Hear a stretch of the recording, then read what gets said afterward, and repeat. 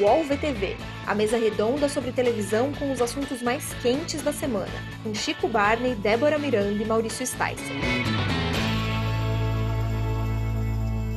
Olá, eu sou Maurício Sticer e este é o podcast UOL VTV. Finalmente, sem aquele calor que estava assolando São Paulo, um dia mais tranquilo e com a presença sempre ilustre de Débora Miranda. Olá! E Chico Barney. Satisfação inenarrável, meus amigos. Vamos falar hoje de uma data muito importante para a televisão brasileira, que são os 70 anos da sua inauguração, que ocorre, a data se festeja na próxima sexta-feira, dia 18 de setembro. Mas antes disso, vamos falar de uma agitação incomum que está ocorrendo hoje, 70 anos depois dessa data, na TV aberta brasileira, mostrando a sua vitalidade ainda, para quem achava que a televisão estava morrendo, uma vitalidade incrível, uma guerra, mudanças, novidades, um enfrentamento entre a Globo, o SBT e a Record. Né? São várias as novidades nesses últimos dias. Né? Primeiro, o sucesso do reality A Fazenda, que surpreendeu todo mundo, está dando 2 dígitos de audiência desde a estreia já há uma semana, todo dia, indo muito bem. Isso fez a Globo mudar um pouco a sua programação, está esticando os seus programas. E a segunda novidade de grande impacto é a estreia nessa quarta-feira do SBT exibindo futebol, Taça Libertadores da América. A gente vai ter uma quarta-feira de Globo exibindo Corinthians no Brasileirão e SBT exibindo Palmeiras na Libertadores no mesmo horário. Também uma coisa rara, eu acho que se isso aconteceu tem muito tempo, né? E teve na Sul-Americana, né, com a Rede TV, uma coisa desse tipo, mas com a força de SBT vai ser uma coisa, eu acho, interessante de ver. Então é isso, eu abro esse podcast hoje com esse momento de muita novidade e de briga, no bom sentido, entre as emissoras de TV. Quer começar, Chico, falando da Fazenda, sua queridinha? Estou bem animado com essa temporada da Fazenda. Acho que o sucesso não é por acaso. Acho que foi construída uma base sólida no BBB 20. Acho que ainda temos poucas atrações inéditas no ar, então o programa não está tão diferente assim do que ele costuma ser. O elenco é promissor, quase todo ano é um elenco promissor que às vezes acaba decepcionando, ou então o formato dá uma engessada. Eu acho que a Record está com a faca e o queijo na mão. Assim. Acho que tem uma série de melhorias para fazer. O programa já partiu um pouco melhor do que nos outros anos, com algumas decisões criativas que eu gosto, tipo não ter mais equipe. Acho que o elenco tá bom, com pessoas muito populares na internet, pelo menos. E agora acho que ajustar a edição, que é um problema faz tempo. O Maurício hoje escreveu, nesta terça-feira, a respeito do problema de áudio, que também é um negócio recorrente. Acho que tem que pegar tudo isso, que a audiência bombando, todo mundo interessado, todo mundo muito bem disposto, né? Todo mundo muito favorável a dar seu ibope e sua atenção para a Fazenda. Eu acho que a galera responsável precisa tomar uns cuidados aí para nos manter ligados.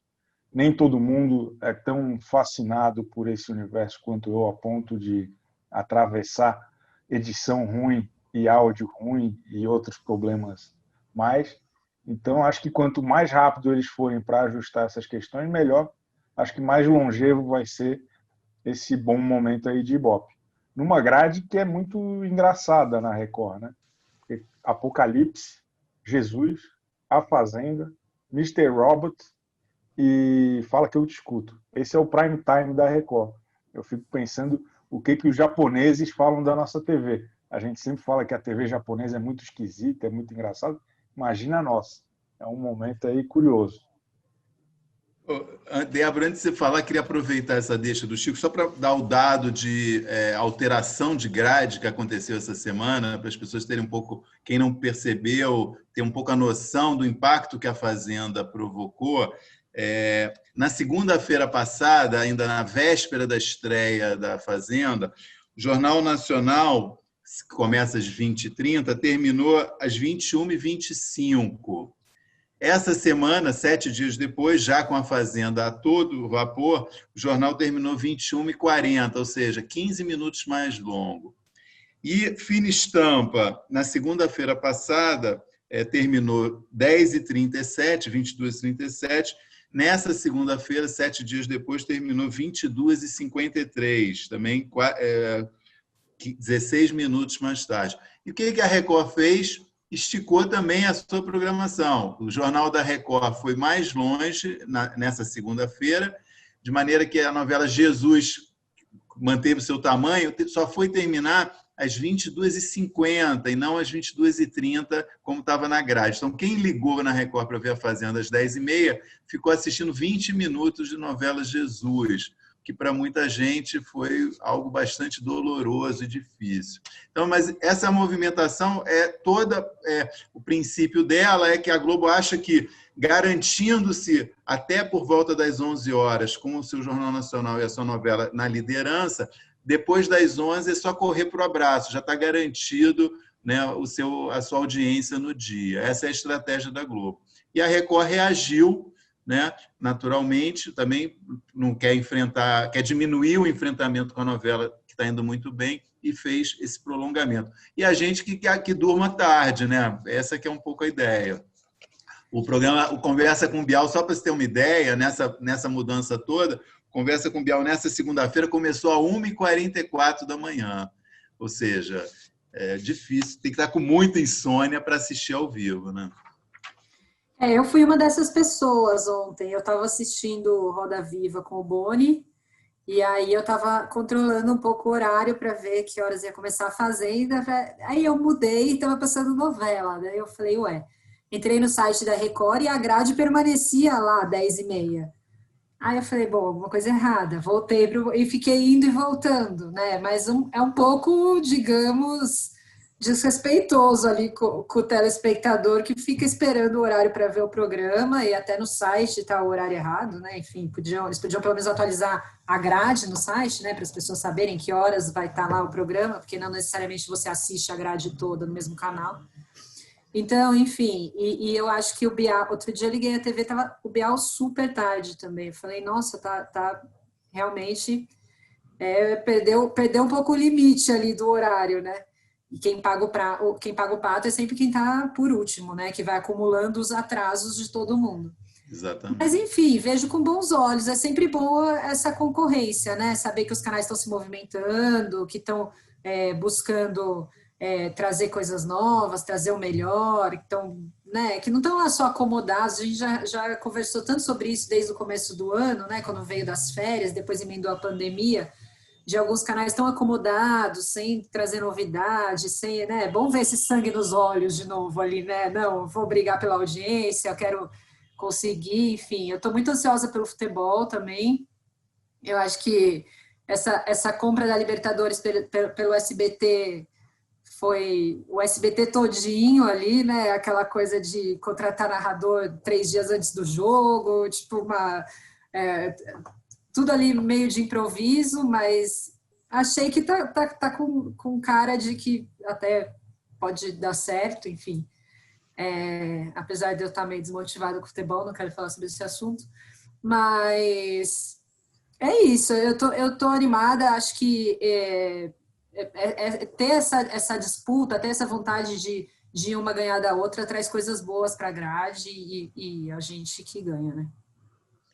Só confirmando, então, nessa quarta, essa super quarta, tem 9h30, Corinthians e Bahia na Globo e Palmeiras e Bolívar no SBT, os dois às 9h30. E a Fazenda vai entrar no finalzinho, mas vai segurar a sua grande atração, que mudou também, isso também é uma novidade. A Record, antes de saber da história do SBT, tinha decidido a prova do Fazendeiro agora vai ser às quartas-feiras, ao vivo, era às terças, né? E foi uma mudança interessante por achar justamente que tinha um espaço para trazer. Era um programa menos importante de quarta-feira da Fazenda, agora também se tornou um programa nobre, digamos assim, né? Então, vamos ter que esperar. Acabou o futebol, aí só depois que acabar o futebol que vai ter a prova do Fazendeiro ao vivo na Record. A Fazenda vai começar antes, né? Enfim. E a gente aqui sempre traz a programação completa, né? A informação completa. Importante dizer que na Rede TV tem TV Fama e depois Super Pop.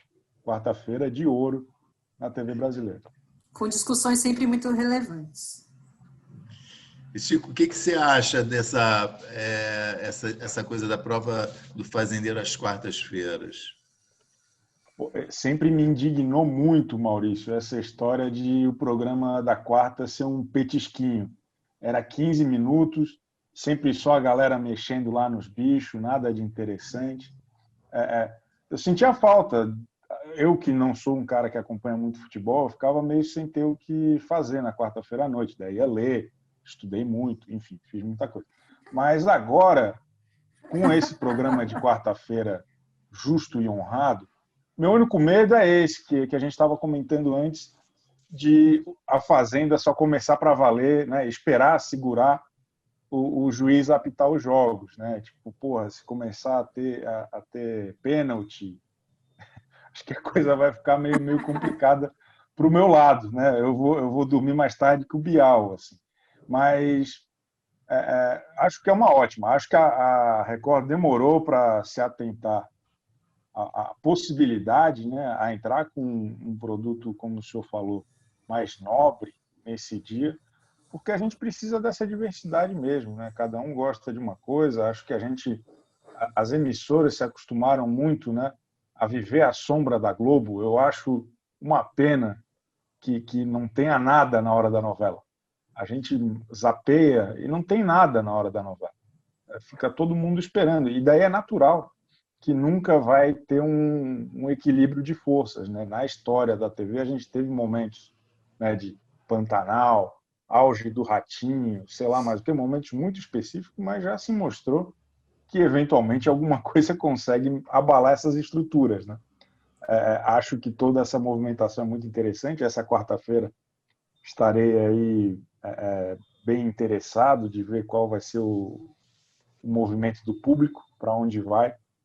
E estou animado. Acho que são boas situações novas.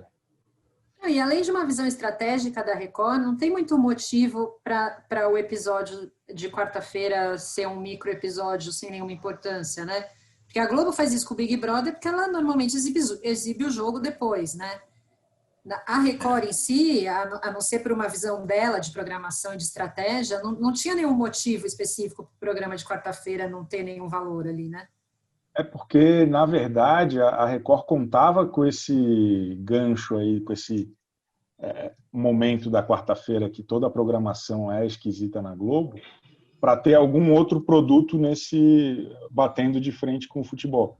Então, já foi Top Chef, já foi Troca de Família, tinha esse snack de A Fazenda e depois, na sequência, entrava algum formato semanal, né?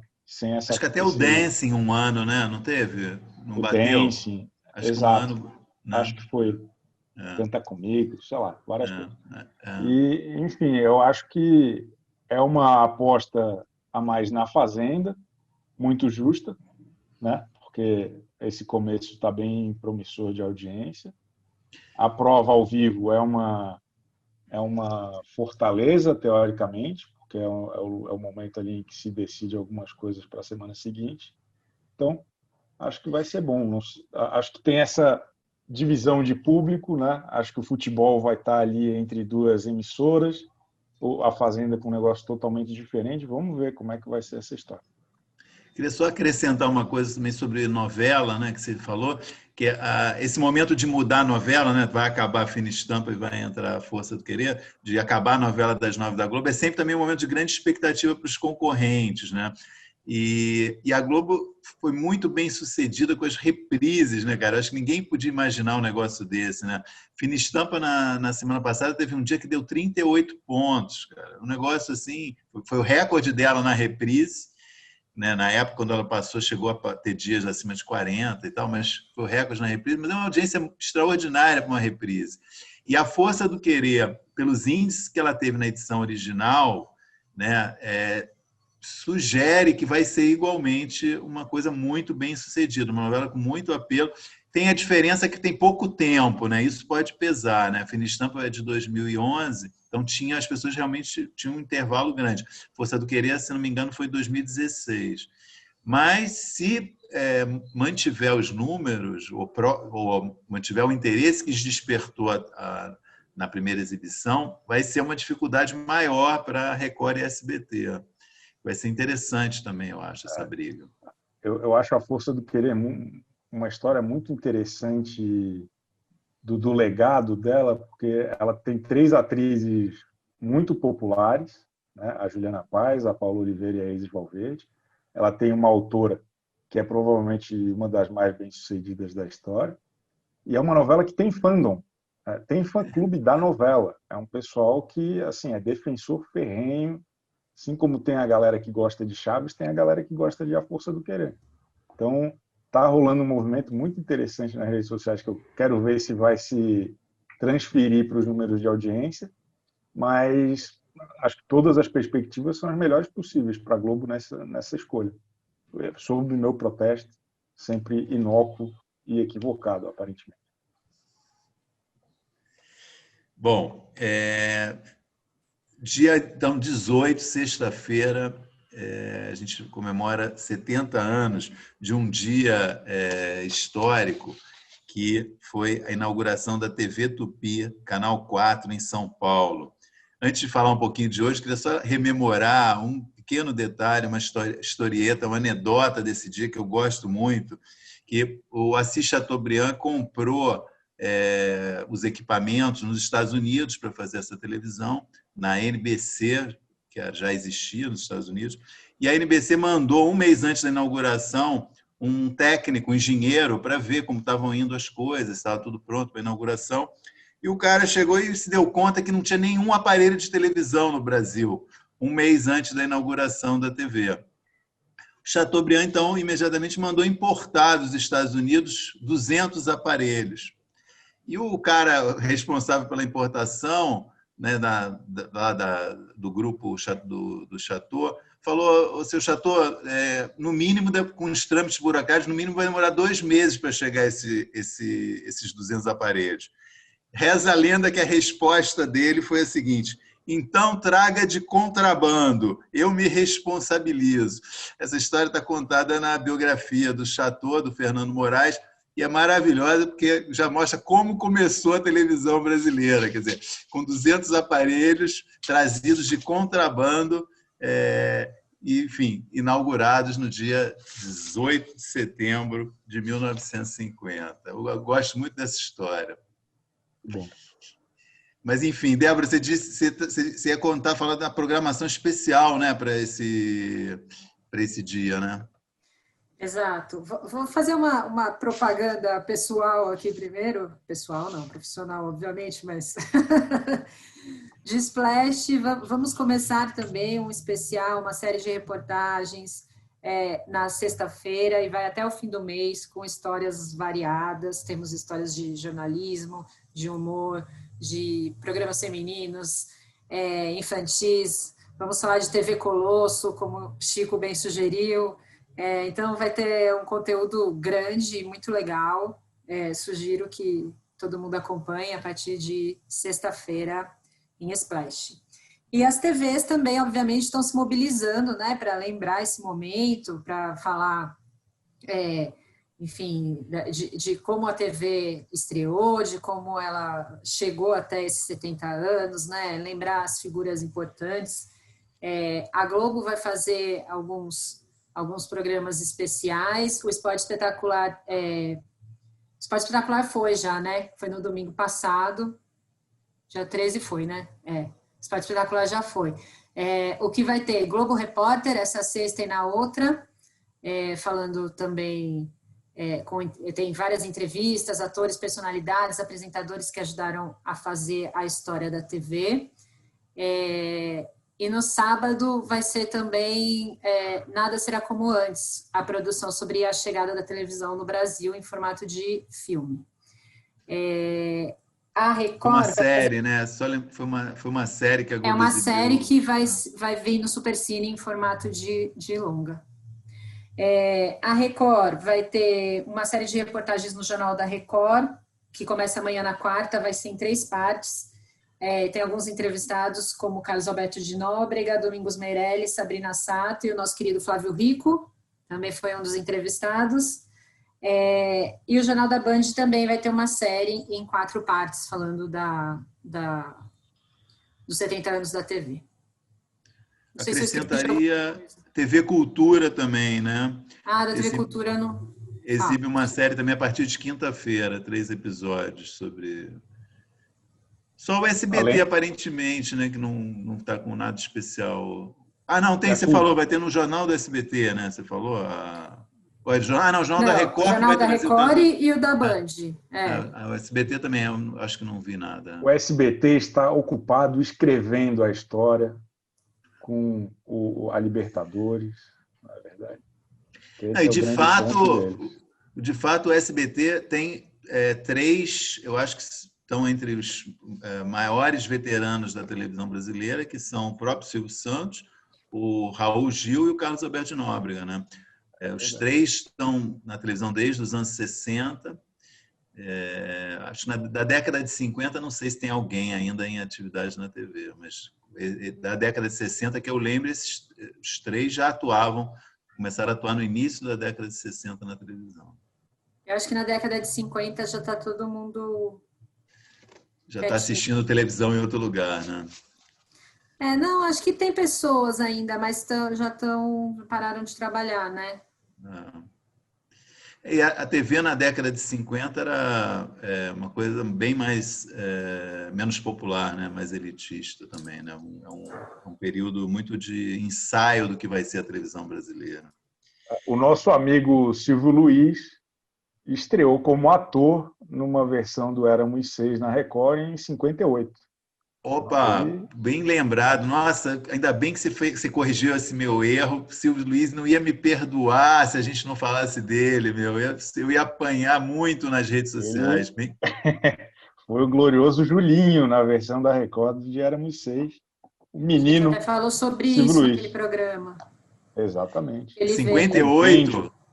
58? 58, olha aí. Legal. Sensacional. Né? Tem a Lolita Rodrigues também, né? Lolita participou da inauguração da TV, verdade. Mas ela não está mais em atividade, né? Então, não está mais em atividade. Lima Duarte eu não tenho certeza quando ele começou, mas Lima Duarte também participou da inauguração da TV, bem lembrado, Débora. Ele contou outro dia que ele é a única pessoa viva, ele disse, né, da cerimônia de inauguração da TV, nesse dia 18 de setembro de 50. Fera, coisa linda. Boa lembrança também, ótimo. E acho que vale aqui até apontar pela participação da nossa colega Débora que o Roda Viva está fazendo ao longo do mês uma série de entrevistas também sobre esse tema. Entrevistou o Serginho Grosma com a Débora e com a Padi, né? Nessa semana teve o Boni. Acho que a próxima é a Ana Maria Braga, é isso? Exato. Acho que é dia 21, né? Dia 21. 21, a próxima segunda. Uma sequência, um elenco muito interessante de entrevistados também, contando perspectivas aí dessa história, né? Bom, para encerrar esse bloco, a gente vai fazer um Melhores e Piores especial, que são os melhores e piores dos 70 anos da televisão. No final do podcast, a gente retoma o nosso melhores e piores de sempre. Nós vamos fazer rapidamente aqui uma rodada com os melhores e piores dos 70 anos da televisão. Começando, como sempre, pela Débora, com os melhores dos 70 anos da televisão. Bom, gente, eu pensei muito a respeito. Acho que é importante a gente esclarecer que, obviamente, muitas coisas excelentes e muitas coisas ruins também vão ficar de fora dessa eleição. Eu resolvi um pouco pelo afeto ali, né? Eu acho que é inevitável. Bom, eu obviamente não acompanhei os 70 anos da televisão, estudei muita coisa, sei de muita coisa que aconteceu antes de mim, mas eu resolvi eleger algumas coisas pela minha memória afetiva, coisas que mais marcaram a minha vida. Eu sei que era para escolher um melhor, mas eu não tive como, eu escolhi dois. Para mim, eu acho que o primeiro de todos é Xuxa. Para mim, não tem como. A Xuxa marcou toda a minha infância e até uma parte da minha adolescência. Passei a vida querendo ser Paquita. Acho que todas as meninas... Era isso, gente. Todas as meninas tinham esse sonho. Enfim, acho que ela teve uma passagem muito forte, assim, pela TV e pela infância de quem viveu essa época. Então, não dava para passar os 70 anos da TV para mim sem ter Xuxa entre os melhores. E um programa que para mim foi muito, muito marcante a primeira vez que foi para o ar, e hoje eu tenho em DVD, eu já assisti milhões de vezes, eu já assisti reprise na TV, é Anos Rebeldes. É uma série que me marcou muito, acho que é uma série muito importante para a história do Brasil e para a história da TV, mostra um momento que é essencial que não seja esquecido. Então, para mim, além de ser uma história linda, romântica, com atores maravilhosos, é uma história que marca um período que é importantíssimo da história do Brasil. Então, a primeira vez que eu vi, eu ainda também era adolescente, aquilo me marcou profundamente, eu jamais esqueço a cena da Cláudia Abreu, sendo morta. Para mim aquilo marcou a minha vida, assim. Acho que não é spoiler, né, essa altura do campeonato. Falar que ela morre, enfim. Então, eu quero destacar também para mim como uma das melhores produções de 70 anos de TV. Chico Barney, o melhor dos 70 anos de TV para você? Olha, é um complemento ao que a Débora falou, porque na minha lista aqui eu vou elencar Renato Aragão e Xuxa Meneghel como o auge da minha perspectiva, eu que sou menino moço, muito jovem, né?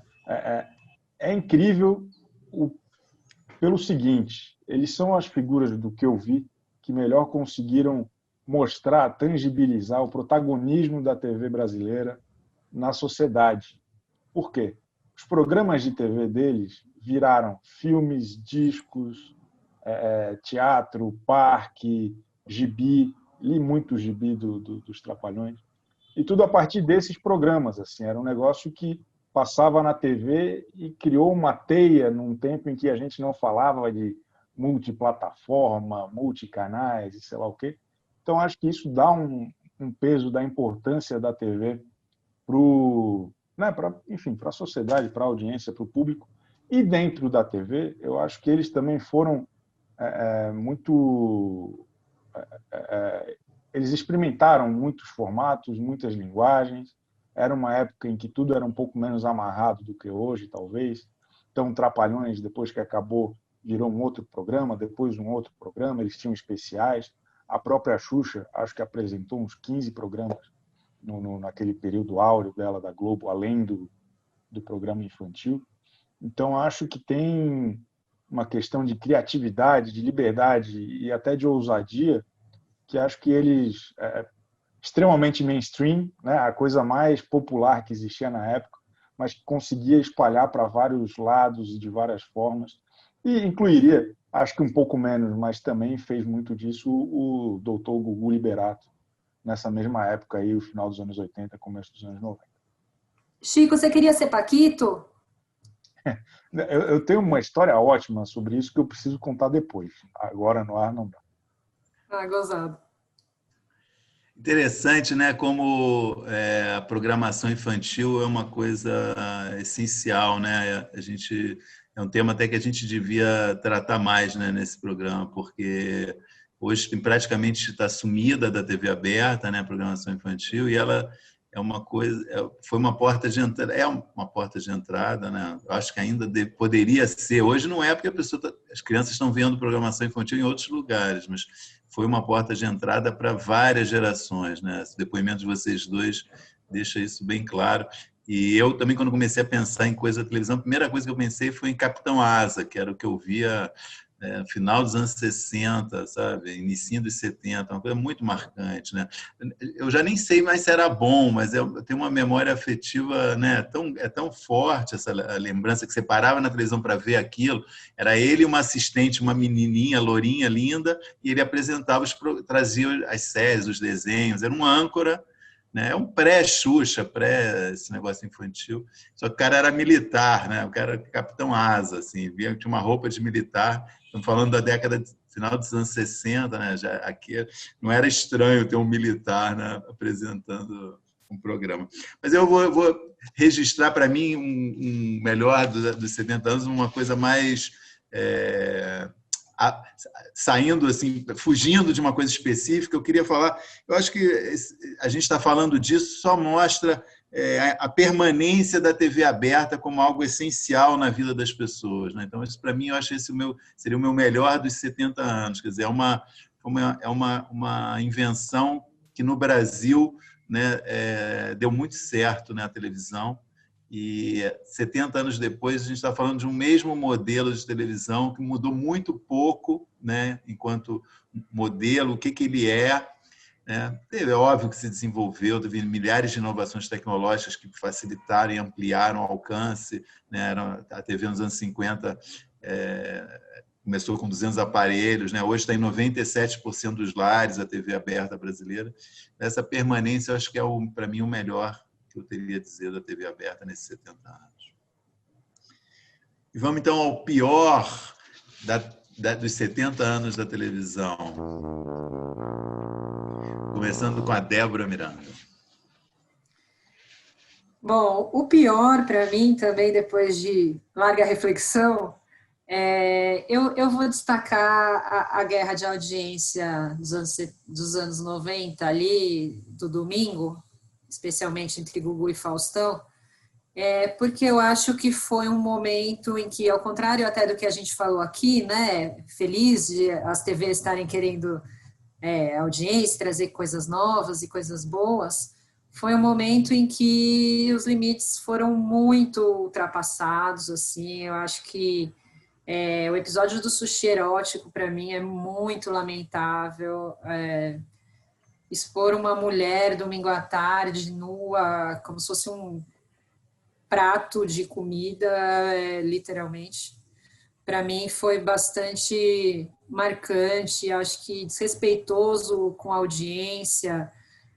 Muitas coisas que o Gugu apresentou no programa dele também foram de extremo mau gosto, e eu acho que ambos beiraram o antiético ali. Teve a entrevista, né, do PCC, que no fim não era verdadeira, enfim, do integrante do PCC, que no fim não era verdadeira. Então, acho que foi um período triste, assim, acho que foi um período de briga por audiência, mas que caminhou por um caminho bastante lamentável. Para mim, uma das piores coisas que eu vi na TV em todos os anos que eu acompanhei foi esse período. Chico Barney, pior dos 70 anos da TV para você? Eu acho que é o retrogosto, o que ficou desse período mais efervescente, é assim que se fala? Se não for, tudo bem. Efervescente.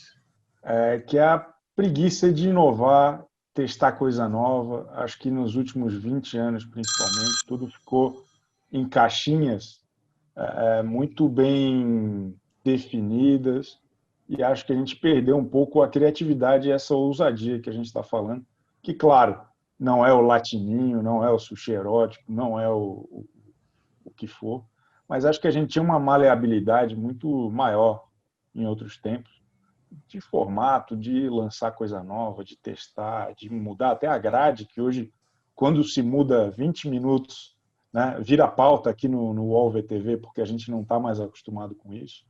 E outra coisa é que, não por acaso, né, o grande pensador do mercado ainda é o Boni, o cara que está fora do jogo faz tempo. Ele é o cara chamado a falar, né, de grandes tendências, de o que aconteceu e para onde vai, e ser sempre ouvido com muita admiração, porque ele certamente merece. Mas eu sinto falta de, cara, quem são os outros nomes, sabe? Quem é o cara que está pensando isso na Amazon, na Netflix, na Band ou na própria Globo? Acho que a gente não tem mais esses nomes fortes bem compreendidos pelo mercado, porque tem pouca coisa nova, assim, porque tem pouca inovação e ousadia sendo realizada por esse mercado. Bom, eu queria falar também, o meu pior é a permanência também ao longo, não dos 70 anos, mas pelo menos desde a década de 60, de um gênero de programa que eu acho muito ruim, que são os programas policiais sensacionalistas, que é um gênero que sempre deu certo, sempre trouxe audiência, mas há um custo que eu acho que é alto, que é o da exaltação da polícia exagerada, muitas vezes humilhação das pessoas que são entrevistadas, do sensacionalismo, do exagero, muitas vezes, eventualmente, da mentira. E isso é um negócio que infelizmente, deu muito certo na televisão. Se for olhar a história, pelo menos desde os anos 60, tem programas fazendo isso. E continua um negócio já permanente na grade da televisão no Brasil. Bom, eu acho que a gente pode, então, pedir... Vamos mudar de canal? Prepare-se. Eu, Otaviano Costa e o UOL trouxemos um programa de Não, peraí, melhor. Um laboratório de entretenimento. O Otalab no UOL. Sim, um programa ao vivo com participação de famosos, anônimos, colunistas do UOL e muito conteúdo do Brasil e do mundo. Essa mistura de elementos será ao vivo, na home e em todas as redes do UOL. Anote aí para não esquecer, viu? A nossa experiência será toda quinta ao vivo. Vem comigo, Otalab no UOL. Recebe salário, faz transferência, pagamento, recarga de celular e até empréstimo, tudo sem taxa. PagBank, a sua conta grátis do PagSeguro. Baixe já o app e abra sua conta em 3 minutos. Bom, antes de retomar o programa, a gente tem aqui muitas perguntas enviadas por nossos ouvintes pelo Instagram do UOL TV Famosos, mas antes disso queria lembrar que eu esqueci de pedir, para, se puder, assine o nosso podcast nos publicadores de podcast, que isso facilita e ajuda a difusão do nosso programa, né? Fica aqui o pedido. Só um breve à parte. Por favor. O nosso Instagram agora é /UOL. Por mil perdões, verdade. O epicentro do entretenimento mundial passa pelo /UOL. É muito importante isso. Não é mais o UOL TV, foi muito bem observado. Uma breve lembrança aí que é importante. Perfeito. Bom, queria ler aqui algumas perguntas, acho que podem render aqui para a gente falar. Primeiro, uma do usuário Insta do César, um conhecido jornalista, gente boa. Ele faz uma pergunta muito bem humorada sobre... Ele lembrou a semana que passou o número de atrizes que postou fotos no estilo Juma Marruá. Então ele fala, essas cavadas para ser Juma Marruá no remake de Pantanal já não cansaram? O que você acha, Débora? Acho que ninguém esperava tanta repercussão em torno desse Pantanal, né? Tá rendendo e muito, assim. Enfim, achei divertido as atrizes, assim, plenas, sutilmente cavando um espaço na novela, em cenas bucólicas no Instagram. Para mim não passou dos limites, não. Achei engraçadinho, achei simpático. Todo mundo quer um papel de destaque, todo mundo quer um papel, né? Numa grande novela, enfim... A novela está já causando muito barulho, muito antes de estrear, né? Então, achei bom, não fiquei irritada com isso. Também achei muito legal. Até o Chico Barney postou uma foto. E aí depois que o Chico Barney postou a foto, eu ainda fiquei pensando, eu também preciso postar. Fiquei pensando como fazer uma foto, competir com a foto do Chico Barney, mas não consegui. Eu tô na briga, cara. Eu mandei meu currículo lá pro pessoal de Curicica. Vai que. Mas eu gostei das fotos. O que eu mais gostei dessa série de fotos é que nenhuma falou abertamente. Todas surgiram no mesmo tempo, né? Foi ali, e sempre uma legenda super artística, um negócio super Benedito Rui Barbosa. Eu achei muito bom. Assim, é assim, cara, é assim que tem que trabalhar. Eu acho justo. A minha candidata que eu falei que semana passada, a Lucy, ela disse, ela agradeceu que estava sendo muito citada, ela fez um comentário, estava honrada. Não, e a minha candidata é o melhor, porque é isso agora, todo mundo tem a sua candidata. As pessoas já tem, virou um futebol quase, né? Não, eu estou torcendo para. Não, mas eu acho que a Vanessa Giacomo, não, todo mundo já tem a sua favorita ali, entendeu? Virou O post super poético, autoral da Débora Nascimento me conquistou. Uma foto realmente rústica, um texto ali sem pé nem cabeça, eu acho. E aproveitando que aqui esse podcast também é informação, nessa terça-feira, em que foi anunciado que a Globo não vai renovar o seu contrato de 40 e tantos anos com o Antônio Fagundes, a própria emissora já informou que está negociando com ele para ele estar em Pantanal. Realmente no papel que foi do Cláudio Márcio, eu acho, né, que é o que está se falando. Tem tudo a ver, né? Vai ser realmente ótimo, Fagundão no Pantanal, né? Maravilhoso. Bom, pergunta do Ivan Fiuza, também achei, ele percebeu um negócio que eu estava sentindo algo assim, achei muito boa a pergunta dele, eu vou fazer essa pergunta para o Chico Barney. Marcos Mion não está um tom acima lendo o teleprompter? Ele está feliz demais, parece artificial. O que acham? Olha, eu aqui em todo lugar serei sempre um defensor de Marcos Mion. Deve estar sendo muito difícil gravar isso aí com todos os protocolos de segurança. Eu senti também que ele está um pouco, às vezes, fora do tom, às vezes não conversando direito com o que está acontecendo, né? Mas acho que é questão de ajuste. O cara é o melhor profissional que passou pela Fazenda na condução. Com certeza está sendo a mais desafiadora de todos os tempos, porque é tudo muito perigoso. A gente tem que levar isso em consideração. É muito perigoso. A quantidade de pessoas envolvidas é um risco enorme, né? Então, tenho certeza que o grande Mionzeira vai dar a volta por cima na Fazendola. Aqui apoiamos Marcos Mion. Não, também apoio, mas eu acho que o Ivan notou uma coisa bem real. Não, é verdade, é verdade. Às vezes não está batendo uma coisa com a outra, né? Exato. Mas Aline, nossa colunista, escreveu outro dia que ele estava apresentando o programa como se fosse o Piores Clipes do Mundo. E eu achei perfeita a comparação, assim, porque é exatamente a vibe do Piores Clipes do Mundo, o programa que ele apresentava na MTV, o tom empolgado que ele está usando na Fazenda, assim. Mas eu concordo com o Chico, eu acho que apesar de estar fora do tom, ele é o melhor apresentador que já passou por ali. Acho que não consigo nem pensar os outros. Ontem eu estava pensando sobre isso, eu falei, gente, quantos lapsos já passaram por ali, né? Foi bem, enfim, acho que ele é de fato o melhor que já passou. Não, esse podcast é time Mion, fechado, mas sempre como um vigilante da televisão brasileira, claro. Sempre que for necessário, estaremos aqui dando o nosso pitaco, né? Fechados com o Mion, mas com feedbacks construtivos, sempre. Exatamente. Pergunta boa também, boa sobretudo na sua formulação. Foi escolhida pela maneira como fez a pergunta da Marília Duarte. Vou ler na íntegra a pergunta dela. Oi, fados sensatos.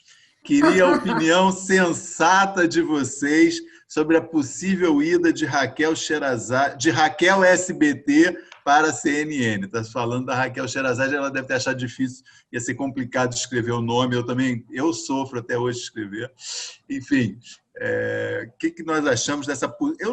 Primeiro, eu só questiono assim, fados sensatos, claro que somos.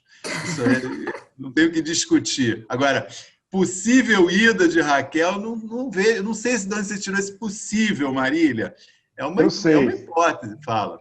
Eu sei, porque é a mesma turma que está cavando a Daniela Lima fora, já está querendo a Raquel no lugar dela, entendeu? Entendi, o pessoal fica nesse loop aí, prospectando possibilidades para os seus ídolos, Saquei. É um fenômeno muito engraçado. Eu acho que a Raquel Sherazade tem plenas condições de atuar em qualquer emissora de TV. É uma excelente âncora. Acho que suas opiniões, né, estão um pouco mais adequadas aos tempos atuais. Acho que ela deu uma repensada em algumas coisas. Mas tá aí. Acho que CNN seria um bom nome, popular, né? Assim como a CNN tentou com o Gotino, talvez a Sherazade tenha um pouco mais do meio termo entre o popular e o canal de assinatura. Pode ser um caminho. E aí a Daniela Lima iria para a Globo nesse movimento, né? É a nova Juma, a Daniela Lima, está concorrendo ao papel de Juma Marruá. Acabamos de receber essa informação aqui no TikTok. Bom, tem mais uma pergunta, mas essa é muito difícil também. Eu vou fazer mais porque eu acho a pergunta muito boa, mas a resposta é muito difícil. Pergunta do Paulo Carvente. Ele, evidentemente, exagera em toda a formulação, já aviso antes, tá? As coisas não são exatamente como ele disse, mas a ideia eu acho que merece ser refletida. A Band estava quebrada no começo do ano. Agora tem 2 canais e vários contratos. O que explica?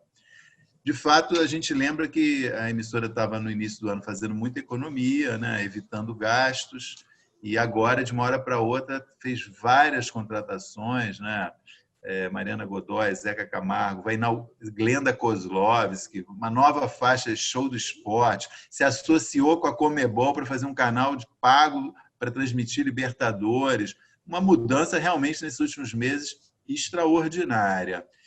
Mas eu não sei a resposta, como que isso aconteceu. Infelizmente, não houve transparência para a gente poder responder isso de forma clara, que eu saiba, pelo menos.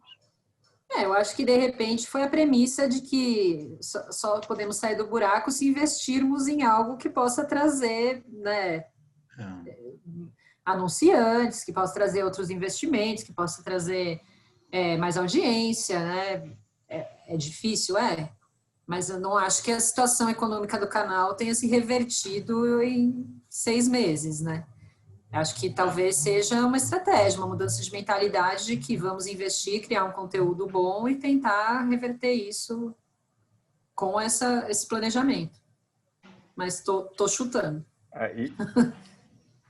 E acho que é legal também notar que está chegando aí o Edu Guedes, né, que é um cara que parece que, junto com ele, traz alguns anunciantes ali para aquela faixa da manhã, o que motivou aparentemente a criação de um programa noturno para Mariana Godoy, não mais um programa diário matutino.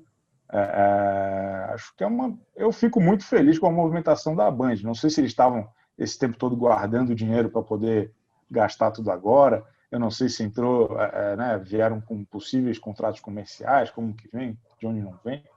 Mas acho que toda a movimentação da Band nesse exato momento parece promissora e parece com possibilidade de ser sólida, né? Acho que uma retomada do Show do Esporte, eu que sou o maior crítico de esporte na TV aberta, eu estou empolgado, porque eu adoro o Elia Júnior, grandes momentos da minha infância assistindo ele e Silvia Vinhas, e agora ao lado da grande Glenda, é difícil. Acho que tem uma perspectiva boa aí, campeonato russo, campeonato de não sei aonde. É o tipo de campeonato coisa que italiano, vai ter, que é muito bom. Vai ter o campeonato russo, que é o que eu estou mais empolgado para ver, porque eu era fã do Shevchenko. Sua família. Os Romanov. Pouca gente sabe, mas eu sou descendente dos Romanov. Mas é isso aí. Parabéns, Band. Eu só não citei o Edu Guedes nessa lista, porque justamente é um caso, acho diferente, que o Edu Guedes está vindo pronto, né? Nem vai ser gravado dentro da Band, né? O programa acho que já veio pronto para a Band, né? Acho que aí aparente, se eu entendi, não demandou investimentos da própria emissora. Bom, estamos chegando ao fim, vamos então no pique, como diria o Avalone, para os melhores e piores dessa semana, para a gente entrar na reta final do programa. Melhores da semana. Começando com a Débora, como sempre. Olha, o meu melhor dessa semana é triste, na verdade. Eu fiquei muito, muito, muito impressionada com a reportagem do Fantástico sobre o Pantanal, e sobre os animais e, enfim, a situação gravíssima, né, que está naquela região e como não há ajuda, como não há apoio de nenhuma espécie do governo, as pessoas voluntárias se virando sozinhas como podem, enfim, uma estrutura minúscula da máquina estatal à disposição para ajudar uma situação que é gravíssima. Assim, eu fiquei muito, muito comovida assim, com essa matéria, achei uma reportagem incrível, de extrema importância e, enfim, quero destacar como meu melhor da semana. Tragédia mesmo. O fantástico dessa semana me motivou a nunca mais me informar sobre qualquer coisa que não seja TV, que não seja bobagem, porque foi pesado. Essa matéria aí foi uma coisa horrorosa, realmente, mas muito bem feita, como tudo que o Fantástico tem colocado no ar. E grande fase, a gente já falou disso algumas vezes aqui. Qual que é o seu destaque, Chico Barney? Ó, eu juro que eu não estou recebendo um centavo para isso. Eu sei que às vezes vocês ficam em dúvida, que eu elogio umas coisas meio estranhas, mas o TikTok na Fazenda, na minha opinião, está sendo a melhor parte do programa, porque é bem editado, é divertido, é para cima, tem as interações ali, é um jabá, né? É um dos patrocinadores master do reality show, mas todo o programa que tem ali uns 3 minutinhos, 5 minutinhos, deles interagindo com o aplicativo, eu estou achando demais, assim. E o pior, na minha opinião, é que desse melhor, ainda não mudei de assunto, é que isso só deixa claro o quanto que a edição do programa tá ruim, porque esse momento é super divertido e todo o resto é arrastando uma corrente, uma história de 10 minutos para a gente ver o que já viu no Twitter, onde for. Então, esse TikTok acho que tem que virar benchmark interno ali para a turma editar tudo no mesmo nível que a galera desse merchan aí está fazendo. Bom, o meu melhor da semana eu antecipei já no sábado, com um texto na minha coluna, que foi o anúncio do Marcelo Adnet, ou Adnet, como diz o Ciro Gomes, ele imitando o Ciro Gomes, né? O Adnet, que o Sinta-se em Casa não vai terminar, vai voltar em algum momento. Achei isso foi realmente a melhor notícia da semana. Eu já tinha dado spoiler, que era esse. A gente já tinha lamentado na semana passada, né? Então Exatamente. Agora comemorando. Exatamente. Não fazia sentido, né? Ele até agradeceu a pressão que a gente fez. Ele escreveu no Twitter, obrigado pela pressão, porque realmente não fazia sentido acabar o programa. Sem férias para Marcelo Adnet, é isso aí. Exatamente. Bora trabalhar, pô. Vamos então agora para os piores da semana. Começando com a Débora. Olha, me preparei o programa todo para esse momento. Sei que serei xingada, mas preciso dizer que para mim o pior da semana é a Fazenda. Eu acho que nos dias que não tem prova, que não tem alguma coisa assim, mas não acontece nada. Absolutamente nada. As pessoas já não têm aquele... Não sei, antes tinha umas palhaçadas, assim, na hora de cuidar dos bichos, né? Tipo, as mulheres, tipo, meio atrapalhadas, uns caras que não sabiam fazer. Tinha uns perrengues maiores ali. Agora não acontece nada, nada. A galera tá lá, Biel tá fazendo um planinho com alguém, a outra tá brigando por causa do arroz doce. Eu honestamente, para mim, ainda não emplacou. Olha, tô corajosa hoje. Putz, grilo. Acho que você fez muito bem, Débora. Importante esse registro aqui, fazer esse contraponto aos exageros do Chico Barney. Foi muito bom. Eu só gostaria de frisar, mais uma vez, que eu concordo com a Débora. Eu só discordo num ponto. Não é que tem pouca coisa acontecendo. A história é muito mal contada. Se você vê pelo Twitter, o dia inteiro tem alguma coisa muito engraçada acontecendo lá. Ou com a Jojo, não sei quem mais. E aí chega naquela edição esquisita da Record, não faz sentido, não dá para ouvir direito. Tem que alguma coisa tem que ser corrigida lá e com urgência. Não, e aí tem isso também, né? As pessoas já sabem que vai. Por exemplo, ontem eu até tuitei, já assisti uma parte, tô cansada. Daí alguém me respondeu: não, fica aí, que agora vai ter a briga. Tipo, as pessoas já sabiam que ia ter a briga, que a briga já tinha acontecido. Era tipo a única coisa mais animada do episódio, todo mundo já sabia que aquilo ia acontecer. Pô, frustrante, né? Não, mas isso tinha essa questão no BBB também, só que eles driblaram isso de vários jeitos muito criativos. Assim, eles aumentaram a participação ao vivo, né? Tinha aquela prova depois do paredão, enfim, tinha um monte de coisa que eles foram colocando no espelho do programa para dar uma, né, para salvar até, para ter conteúdo inédito a partir do programa da TV aberta. E eu sinto que às vezes a Record anda na contramão disso, né? Fazendo prova de 3 horas para exibir um compacto de 20 minutos insuportável. Desculpe. Tem um pudor, eu acho que é uma linha mesmo do programa, que é de não interferir na cronologia dos acontecimentos, né? Que o BBB não tem o menor pudor em fazer isso, né?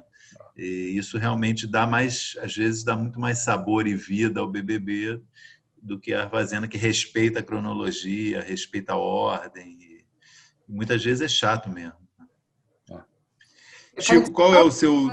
Desculpa, que eu estou bastante preocupada com a menina que não quer mais comer, gente. Será que ela vai comer? Isso me preocupa. É drama da MC Mirella. É drama. Porque ficar uma pessoa sem comer na TV é delicado, né? Você se condoer pela MC Mirella prova que a MC Mirella está jogando muito bem. Não foi essa. A minha preocupação é... Não, tudo bem, depois a gente discute sobre isso. Eu vou entrar num mérito que não vai caber na discussão. Chico, seu destaque negativo. Olha, pessoal, tem um cenário muito interessante se desenhando, que é a Globo perdendo grandes ativos, né? Os eventos esportivos, os nomes, os maiores artistas do Brasil não vão estar mais sob aquele contrato vitalício da Globo. Então, minha anotação aqui é, cadê a movimentação das outras emissoras e das plataformas para os projetos desses artistas? Assim, a gente já viu que o esporte está se espalhando, mas, Tarcísio Meira, Antônio Fagundes, Glória Menezes, saiu, já tem que estar com um projeto da vida deles na mão. Mas daí o que a gente tem? A gente tem novela bíblica e série de algoritmo. Essas são as opções hoje do mercado. Eu acho isso muito, muito triste, muito empobrecedor. Assim, acho que agora é um momento de abrir, sabe? Cadê o projeto do Fala Bela, do Lombardi, do Agnaldo Silva, né? Por que a gente não ouve nem falar de negociação, né? Não precisava estar no ar ainda, claro. Talvez o Agnaldo e o Lombardi já pudessem. Mas acho que tem esse gap aí dos outros jogadores aí dessa história aproveitarem, né? Vai botar o Fagundes para fazer uma participação numa série de vampiro da Netflix? Vamos fazer uma coisa melhor. Hein? Muito bom. Olha, o meu destaque negativo, na verdade, o quadro a gente chama, né, o pior da semana, mas para mim seria a decepção da semana. Não está longe de ser ruim, mas eu fiquei decepcionado com a estreia do Amor e Sorte. Esperava mais do episódio com a Fernanda Montenegro e a Fernanda Torres. Achei super bonito, fofo, tem uma coisa de afeto ali entre as duas que é incrível.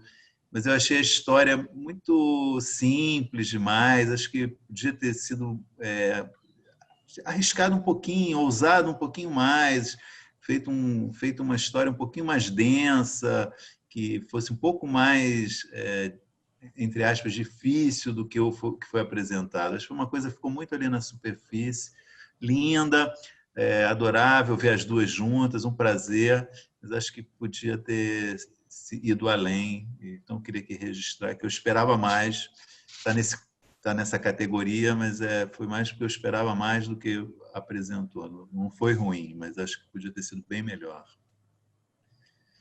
Bom, para encerrar então o programa, vamos com a efeméride da semana. Chico Barney. Muito obrigado. há 41 anos e 4 meses, estreava a primeira versão do Carga Pesada, que mostrava as aventuras de 2 caminhoneiros pelo Brasil, vividos por Antônio Fagundes e Estênio Garcia, nenhum dos dois mais sob contrato da Globo. Quem diria, em algum momento, essas 2 figuras não estariam contratadas. Essa encarnação original durou menos de 2 anos, começou em maio de 79 e foi até janeiro de 81. E aí, algum tempo depois, em 2003, voltou para novas temporadas, acho que foi até 2007, se não me engano. E é um caso raro até de revival no mesmo universo, né? Eram os mesmos personagens, um pouco mais velhos. E essa nova versão teve um impacto cultural muito grande, porque até hoje a gente fala é uma cilada bíblica. Saudades, Carga Pesada, ótima lembrança. Nesse momento, inclusive, tem a ver com esse... A gente está falando de 70 anos da televisão, uma ótima homenagem a um programa muito bacana mesmo. É isso, né? Estamos encerrando aqui hoje. Programa dedicado à televisão brasileira, a Santa Clara, que protege a televisão brasileira, que espero que nos proteja também. Pois não. Recomendação literária, para quem quiser curtir mais aí a história da TV, já falamos aqui, biografia da TV brasileira, Flávio Rico e José Armando Vanucci, e as transformações da TV, recomendo o livro Adeus Controle Remoto, do pensador e filósofo Maurício Stice.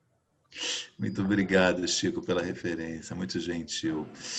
Gente, então é isso, né? Até a próxima semana. Valeu, Débora, valeu, Chico. E eu já estou vendo que vai desligar aqui o programa, a gente vai ter uma DR por causa que a gente falou aqui da Débora e a MC Mirella, já estou prevendo. Gente, tchau. Semana que vem, tchau. O AlvTV tem a apresentação de Chico Barney, Débora Miranda e Maurício Sticer. Edição de áudio de João Pedro Pinheiro e coordenação de Débora Miranda e Juliana Catanês.